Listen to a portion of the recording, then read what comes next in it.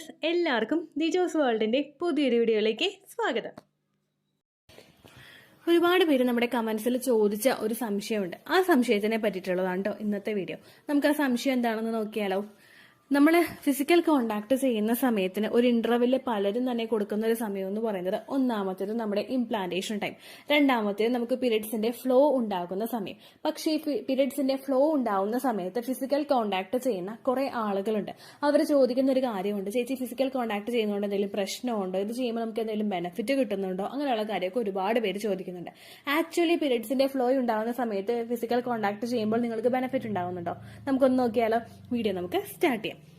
പീരിയഡ്സിന്റെ സമയം എന്ന് പറയുന്നത് നമ്മുടെ ആ ഒരു കുഞ്ഞിനെ ഒന്ന് അക്സെപ്റ്റ് ചെയ്യാൻ വേണ്ടിയിട്ട് നമ്മുടെ ബോഡി പ്രിപ്പയർ ആയിട്ടിരുന്ന് എൻഡോമെട്രിയലൊക്കെ നല്ലപോലെ ഇങ്ങോട്ട് തിക്കായി നല്ലൊരു നല്ല എഫക്റ്റീവായിട്ട് നമ്മുടെ ആ ഒരു ബോഡി ഇരിക്കുന്ന, നമ്മുടെ യൂട്രസ് ഇരിക്കുന്ന ഒരു സമയമാണ്. പക്ഷെ അൺഫോർച്ചുനേറ്റ്ലി നമുക്ക് ഇംപ്ലാന്റേഷൻ നടക്കാതെ വന്നു കഴിഞ്ഞാൽ നമുക്കത് പീരിയഡ്സ് ആയിട്ട് പുറത്തേക്ക് വരും. നമ്മുടെ എൻഡോമെട്രിയൽ ലൈനിങ് മാസം ഷെഡായി പുതിയത് വന്ന് അങ്ങനെയാണ് നമ്മുടെ ഒരു ഓവുലേഷൻ സ്റ്റാർട്ട് ചെയ്യുന്നതിന് മുൻപ് ഉണ്ടാവുന്നത്. അപ്പോൾ അങ്ങനെ വരുമ്പോഴേക്കും കഴിഞ്ഞ തവണ ഓവുലേഷൻ സമയം മുതൽ പ്രിപ്പയർ ആയിട്ടുണ്ടായിരുന്ന നമ്മുടെ എൻഡോമെട്രിയൽ ലൈനിങ് ഒക്കെ ഒന്ന് ഷെഡായി ബ്ലഡും ഒക്കെ ആയിട്ട് അത് പുറത്തേക്ക് വരികയാണ് ചെയ്യുന്നത്.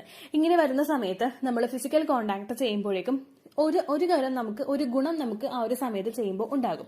അതെന്താണെന്ന് വെച്ച് കഴിഞ്ഞാൽ നമ്മൾ ഏറ്റവും കൂടുതൽ ഒരു സ്ത്രീ എന്ന് പറയുന്നത് ഏറ്റവും കൂടുതൽ ടെൻഷൻ അല്ലെങ്കിൽ ഒരു സ്ട്രെസ് ഉണ്ടാകുന്ന ഒരു ടൈമാണ്. നമുക്ക് വേദനകളും ബുദ്ധിമുട്ടുകളും ഒക്കെ ഉണ്ടാകുന്ന ഒരു ടൈമാണ് പീരിയഡ്സിന്റെ ടൈം എന്ന് പറയുന്നത്. ഈ സമയത്ത് ഫിസിക്കൽ കോണ്ടാക്ട് ചെയ്യുമ്പോഴേക്കും ഫിസിക്കൽ കോണ്ടാക്ട് നമുക്ക് തരുന്നത് ഒരു പ്ലഷറാണ്. ആ ഒരു പ്ലഷർ നമ്മൾ എൻജോയ് ചെയ്യാനായിട്ട് തയ്യാറാകുമ്പോഴേക്കും നമുക്ക് ആ വേദനകളൊക്കെ ഒന്ന് കുറയുന്നു, കോൺട്രാക്ഷൻസ് ഒക്കെ ഒന്ന് കൃത്യമായിട്ട് നടക്കുന്നു. അങ്ങനെ വരുമ്പോഴേക്കും നമുക്ക് വേദനകൾ അവിടെ കുറയാൻ വേണ്ടിയിട്ടുള്ള സാധ്യതകൾ കൂടുതലാണ്. അതാണ് ഫിസിക്കൽ കോണ്ടാക്ട് ചെയ്യുമ്പോഴേക്കും നമുക്കുണ്ടാവുന്ന ഒരു ബെനിഫിറ്റ് എന്ന് പറയുന്നത്. പക്ഷേ രണ്ടാമതായിട്ട് നമുക്കൊരു സൈഡ് എഫക്ട് ഉണ്ടാവാനായിട്ട് സാധ്യതയുണ്ട്.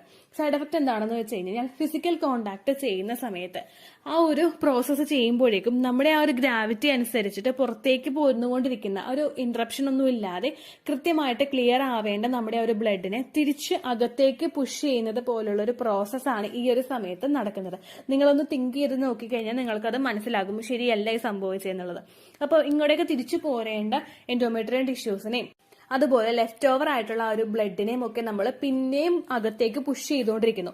ഇങ്ങനെ പുഷ് ചെയ്യുന്ന സമയത്ത് ആ പുഷിങ്ങും ഗ്രാവിറ്റിയും ഒക്കെ കടന്നുകൊണ്ട് ബ്ലഡ് തിരിച്ച് പുറത്തേക്ക് വരും. പക്ഷേ എന്നിരുന്നാൽ കൂടി തന്നെയും കുറച്ച് അല്ലെങ്കിൽ ഒരു 100% ഒരു ചിലപ്പോൾ ഒരു 20% അല്ലെങ്കിൽ ഒരു 10% തിരിച്ച് അകത്തേക്ക് തന്നെ കയറി പോകാൻ വേണ്ടിയിട്ടുള്ള സാധ്യതകൾ കൂടുതലാണ്. ഇങ്ങനെ കയറി പോയി കഴിഞ്ഞ് കഴിഞ്ഞാൽ നമ്മുടെ ആ ഒരു ടിഷ്യൂസ് ഒക്കെയാണ് തിരിച്ചിങ്ങോട്ടേക്ക് ഇറങ്ങി പോരേണ്ടത്. ഇത് നമ്മുടെ ഫലോപ്പിയൻ ട്യൂബിലോട്ടോ അല്ലെങ്കിൽ നമ്മുടെ ഓവറീസിലോട്ടോ പോയി പറ്റി പിടിക്കാൻ വേണ്ടിയിട്ടുള്ള സാധ്യതകൾ കൂടുതലാണ്. യൂട്രസിന്റെ ഭാഗത്താണ് പറ്റി പിടിക്കുന്നതെങ്കിൽ അത് നമുക്ക് പുറത്തേക്ക് വരാനായിട്ടുള്ള സാധ്യതയുണ്ട്. കാരണം ആ ഒരു വഴി മാത്രമേ ഓപ്പണിംഗ് ഉള്ളൂ. പക്ഷേ നമ്മുടെ ഓവറീസിന്റെ ഭാഗത്തോട്ടോ നമ്മുടെ ഫലോപ്പിയൻ ട്യൂബിന്റെ ഭാഗത്തോട്ടോ ഇത് ചെന്ന് എത്തിപ്പിടിക്കുകയാണെങ്കിൽ അതിന് പുറത്തേക്ക് വരാനായിട്ട് ഒരു വഴി ഉണ്ടാവില്ല. അങ്ങനെ വന്നു കഴിഞ്ഞ് കഴിഞ്ഞാൽ ഉറപ്പായിട്ടും അത് നമ്മുടെ ഫെർട്ടിലിറ്റിയെ അഫക്ട് ചെയ്യും. അത് അവിടെ ഇരുന്നിരുന്ന് ചിലപ്പോൾ സിസ്റ്റ് ആവാനോട്ടോ അല്ലെങ്കിൽ മറ്റുള്ള ബുദ്ധിമുട്ടുകൾ അത് ക്രിയേറ്റ് ചെയ്യാൻ വേണ്ടിയിട്ടുള്ള സാധ്യതകൾ വളരെയധികം കൂടുതലാണ്.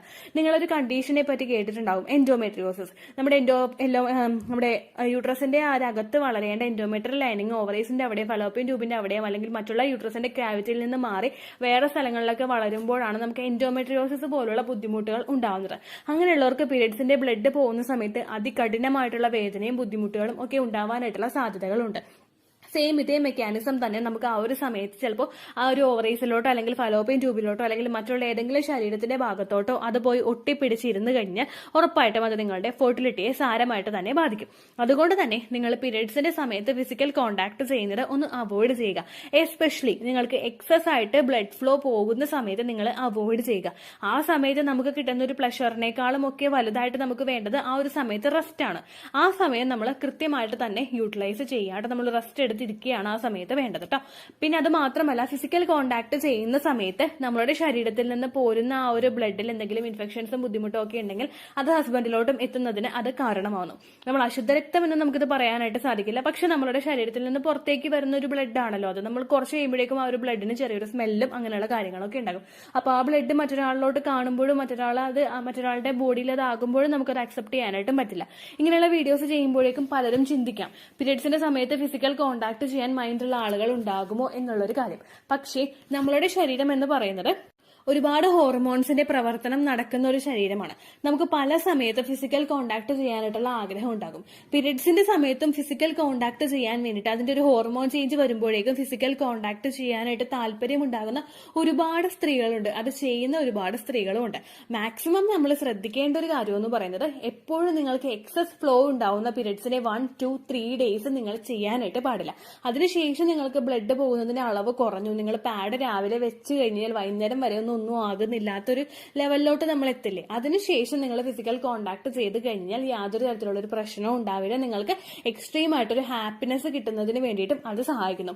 ഈ ഒരു സമയങ്ങളിലൊക്കെ, അതായത് പീരിയഡ്സിന്റെ ബ്ലീഡിംഗ് നിന്നിട്ടുള്ള സമയങ്ങളിലൊക്കെ നമുക്ക് ആ ഒരു ഹാപ്പിനെസ് കിട്ടുകയാണെങ്കിൽ നമ്മുടെ ശരീരത്തിൽ ഹാപ്പി ഹോർമോൺസ് പ്രൊഡ്യൂസ് ആകുന്നു, നമ്മുടെ സ്ട്രെസ് ഒന്ന് കൺട്രോൾ ചെയ്യുന്നു, നമ്മൾ ഹെൽത്തി ആയിട്ടും ഹാപ്പി ആയിട്ടും ഇരിക്കുന്നു. ഇങ്ങനെ ഹാപ്പി ആയിട്ട് ഇരുന്ന് കഴിഞ്ഞാൽ ഒബ്വിയസ്ലി നമ്മുടെ അടുത്ത ഒരു ഓവുലേഷൻ ഉണ്ടാവുമല്ലോ, ആ ഓവുലേഷന് വേണ്ടിയിട്ട് തയ്യാറാകുന്ന ആ ഒരു ഫോളിക്കിൾസ് ഒക്കെ കൃത്യമായിട്ടൊന്ന് വളരുന്നതിന് വേണ്ടിയിട്ട് ഇത് സഹായിക്കുന്നു. നമ്മൾ സ്ട്രെസ്ഡ് ആയിട്ടിരിക്കുന്ന സമയത്ത് അത്രയും നമ്മളുടെ ശരീരത്തിലെ ഹോർമോണുകളുടെ പ്രവർത്തനം അതിനനുസരിച്ച് താളം തെറ്റിക്കൊണ്ടിരിക്കും. പക്ഷേ പീരിയഡ്സിന്റെ സമയത്താണെങ്കിലും പീരിയഡ്സിന്റെ ഫ്ലോ കഴിഞ്ഞിട്ടുള്ള സമയത്താണെങ്കിലും നിങ്ങൾ ഫിസിക്കൽ കോണ്ടാക്ട് ചെയ്യുമ്പോഴേക്കും ഫോളിക്കിൾസിന്റെ പ്രവർത്തനം കൃത്യമായിട്ട് നടക്കുന്നതിനൊക്കെ അത് സഹായിക്കും കേട്ടോ. അപ്പൊ ഈ കാര്യങ്ങൾ നിങ്ങൾ മസ്റ്റ് ആയിട്ട് ശ്രദ്ധിക്കുക. മാക്സിമം ഫ്ലോ ഉള്ള സമയത്ത് നിങ്ങൾ ഫിസിക്കൽ കോണ്ടാക്ട് അവോയ്ഡ് ചെയ്യുക. ഇനി അങ്ങനെയുള്ള സമയത്ത് ചെയ്ത് കഴിഞ്ഞാൽ തന്നെ നിങ്ങൾ ജസ്റ്റ് ഒന്ന് കെയർ കൊടുക്കുക. കൂടുതലായിട്ടും പ്രഷർ കൊടുത്ത് ആ ഒരു രീതിക്ക് വേണ്ടിയിട്ട് നിങ്ങൾ വില്ലിങ് ആവാതിരിക്കുക. നിങ്ങളുടെ ബോഡി ഫിറ്റ് ആകുന്നുണ്ടെങ്കിൽ മാത്രം നിങ്ങൾ ആ ഒരു പ്രോസസ്സിന് വേണ്ടിയിട്ട് തയ്യാറാകും കേട്ടോ. അപ്പോൾ ഇത്രയേ ഉള്ളൂ വീഡിയോ. പിന്നെ ഇതുപോലുള്ള സെക്സ് റിലേറ്റഡ് ആയിട്ടുള്ള ടോപ്പിക്സ് ചെയ്യുമ്പോഴേക്കും ഒരുപാട് ഞരമ്പന്മാർ നമ്മുടെ ചാനലിൽ കിടന്ന് കറങ്ങുന്നുണ്ട്. അങ്ങനെയുള്ളവരുടെ ഭയങ്കര വൾഗറായിട്ടുള്ള ഭയങ്കര മോശമായിട്ടുള്ള മെസ്സേജസ് നിങ്ങൾക്ക് കേൾക്കാട്ടോ. കഴിഞ്ഞ ദിവസം എനിക്കൊരു മെസ്സേജ് വന്നിട്ടുണ്ടായിരുന്നു. കാരണം എന്റെ മോളെ വെച്ചിട്ടായിരുന്നു ആ ഒരു മെസ്സേജ് വന്നിട്ടുണ്ടായിരുന്നത്. അയാൾ ഡയറക്റ്റ് ആയിട്ട് ചീത്ത വിളിക്കാൻ എനിക്ക് അറിയാഞ്ഞോണ്ടല്ല, പക്ഷെ എന്റെ സംസ്കാരം എന്നെ അനുവദിച്ചില്ല. ചാനലിന്റെ പേര് ദീച്ചൂസ് ആയതുകൊണ്ട് തന്നെ എന്റെ കുഞ്ഞിനെ വരെ പറയാനായിട്ടുള്ള മൈൻഡ് ആ ഡാഷ് മോന് ഉണ്ടായിരുന്നു. അപ്പൊ അതുകൊണ്ട് നിങ്ങൾ ഇത്തരത്തിലുള്ള വീഡിയോസ് കാണുമ്പോഴേക്കും, ഇത്തരത്തിലുള്ള വീഡിയോസിൽ കമന്റ് ചെയ്യുമ്പോഴേക്കും അങ്ങനെയുള്ള കമന്റ്സ് നിങ്ങൾക്ക് വരുന്നുണ്ടെങ്കിൽ ജസ്റ്റ് കാണുക, അപ്പോൾ തന്നെ ബ്ലോക്ക് ചെയ്തേക്കുക. നമ്മൾ ചെയ്യുന്ന ഓരോ ബ്ലോക്കും അവന്റെ ചെകിട്ടത്തുള്ള അടിയാണെന്ന് അവന് തോന്നണം. ആ രീതിക്ക് നിങ്ങൾ അങ്ങോട്ട് ബ്ലോക്ക് ചെയ്യുക കേട്ടോ. ബ്ലോക്ക് ചെയ്തിട്ട് ചാനൽ അങ്ങോട്ട് റിപ്പോർട്ട് ചെയ്യാം. ഇത്രയേ ഉള്ളൂ വീഡിയോ. യൂസ്ഫുൾ ആയി കാണുമെന്ന് വിശ്വസിക്കുന്നു. യൂസ്ഫുൾ ആവുന്നുണ്ടെങ്കിൽ ലൈക്ക് ചെയ്യുക, ഫ്രണ്ട്സിനൊക്കെ ഷെയർ ചെയ്ത് കൊടുക്കുക കേട്ടോ. എന്തെങ്കിലും സംശയം ഉണ്ടെങ്കിൽ നിങ്ങൾ കമന്റ്സിൽ ചോദിക്കുക. പണ്ടത്തെ വീഡിയോയ്ക്ക് കമന്റ്സ് ഇടുന്നവർക്ക് റിപ്ലൈ ലഭിക്കുന്നില്ലെങ്കിൽ ലേറ്റസ്റ്റ് ആയിട്ട് ഞാൻ ഏത് വീഡിയോ ആണോ അപ്ലോഡ് ചെയ്യുന്നത് അതിന് താഴെ കമന്റ് ഒന്ന് കോപ്പി പേസ്റ്റ് ചെയ്യാനായിട്ട് ശ്രദ്ധിക്കുക കേട്ടോ. അതുപോലെ ഓവുലേഷൻ ഡേറ്റ് കാൽക്കുലേറ്റ് ചെയ്ത് തരാനായിട്ട് റിക്വസ്റ്റ് ചെയ്യുന്ന ആളുകൾ എത്രയാണോ സൈക്കിൾ ലെങ്ത് അത് മെൻഷൻ ചെയ്യാനായിട്ട് ശ്രദ്ധിക്കുക. സൈക്കിൾ ലെങ്ത് എന്നതുകൊണ്ട് ഉദ്ദേശിച്ചത് ഓരോ മാസവും എത്ര ദിവസം കൂടുമ്പോഴാണോ ബ്ലീഡിങ് വരുന്നത് അതാണ് സൈക്കിൾ ലെങ്ത്. കഴിഞ്ഞ മാസം ഒരു 8-ാം തീയതിയാണ് ബ്ലീഡിങ് ആയതെങ്കിൽ ഈ മാസം 6-ാം തീയതിയാണ് ബ്ലീഡിങ് ആയതെങ്കിൽ കഴിഞ്ഞ മാസം 8-ാം തീയതി മുതൽ ഈ മാസം 6-ാം തീയതി വരെ എത്ര ദിവസമുണ്ടോ അത് കാലണ്ടറിൽ എണ്ണി തിട്ടപ്പെടുന്നതാണ് നിങ്ങളുടെ സൈക്കിൾ ലെങ്ത്. സൈക്കിൾ ലെങ്ത് നമ്മൾ കൃത്യമായിട്ട് കാൽക്കുലേറ്റ് ചെയ്യുകയാണെങ്കിൽ ഓവുലേഷൻ ഡേറ്റ് എളുപ്പത്തിൽ കണ്ടുപിടിക്കാൻ വേണ്ടിയിട്ട് ഒരുപാട് ആപ്ലിക്കേഷൻസും ഒരുപാട് ഓൺലൈൻ ആയിട്ടുള്ള വെബ്സൈറ്റുകളും ഇന്ന് നമുക്ക് അവൈലബിൾ ആണ്. പ്ലേ സ്റ്റോറിൽ പോയിട്ട് ഓൺലൈൻ ഓവുലേഷൻ ട്രാക്കർ എന്ന് ടൈപ്പ് ചെയ്ത് കഴിഞ്ഞാൽ നിങ്ങൾക്ക് അതുമായിട്ട് ബന്ധപ്പെട്ടിട്ടുള്ള ആപ്ലിക്കേഷൻസ് കിട്ടും. അത് പറ്റുന്നില്ല എങ്കിൽ ഗൂഗിളിൽ പോയിട്ട് ഓൺലൈൻ ഓവുലേഷൻ കാൽക്കുലേറ്റർ എന്ന് ടൈപ്പ് ചെയ്ത് കഴിഞ്ഞാൽ അതുമായിട്ട് ബന്ധപ്പെട്ടിട്ടുള്ള വെബ്സൈറ്റുകൾ നിങ്ങൾക്ക് കിട്ടും. അതിൽ നിങ്ങളുടെ ലാസ്റ്റ് മന്തിലെ മെൻസ്ട്രേഷൻ്റെ ഡേറ്റും ഒപ്പം ഞാൻ ഈ പറഞ്ഞ രീതിക്ക് നിങ്ങൾ കാൽക്കുലേറ്റ് ചെയ്യുന്ന സൈക്കിൾ ലെങ്ത്തും എൻ്റർ ചെയ്ത് കൊടുക്കുകയാണെങ്കിൽ നിങ്ങൾക്ക് കൃത്യമായിട്ട് ഓവുലേഷൻ ഡേറ്റ് കണ്ടുപിടിക്കാനായിട്ട് സാധിക്കും. ഫെർട്ടൈൽ ടൈം പീരീഡും നിങ്ങൾക്ക് കിട്ടും. അതായത് എത്ര ദിവസം മുതൽ കോൺടാക്ട് ചെയ്ത് തുടങ്ങിക്കഴിഞ്ഞാൽ നിങ്ങൾ പ്രഗ്നൻ്റ് ആകും എന്നുള്ളൊരു ഡേറ്റും നിങ്ങൾക്ക് പ്രോപ്പറായിട്ട് കിട്ടും കേട്ടോ. ഇത് കാൽക്കുലേറ്റ് ചെയ്യുന്ന സമയത്ത്, സൈക്കിൾ ലെങ്ത് കാൽക്കുലേറ്റ് ചെയ്യുന്ന സമയത്ത് നിങ്ങളുടെ ആ ഒരു കലണ്ടറിൽ നോക്കി തന്നെ നിങ്ങൾ കാൽക്കുലേറ്റ് ചെയ്യുക. പല മാസങ്ങളിലും 30-31 ദിവസമുണ്ട്, അതുകൊണ്ടാണ് അങ്ങനെ പറഞ്ഞത്.